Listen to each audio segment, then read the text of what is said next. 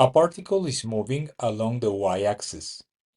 The particle's position as a function of time is given by y equals alpha t cubed minus beta t plus phi, where alpha is 1 meter per second cubed, beta is 4 meters per second, and phi is 3 meters.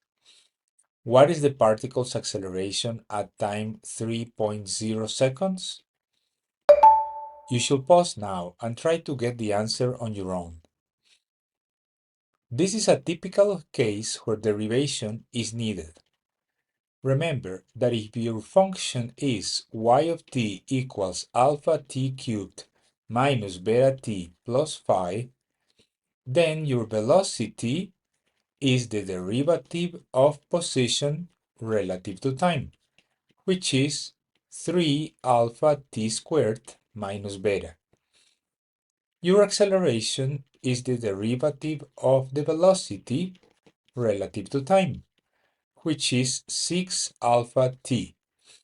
And so your acceleration at 3.0 seconds should be 6 times 1 meter per second cubed times 3.0 seconds, that is 18 meters per second squared, which is option C. Thank you for watching. See you next time.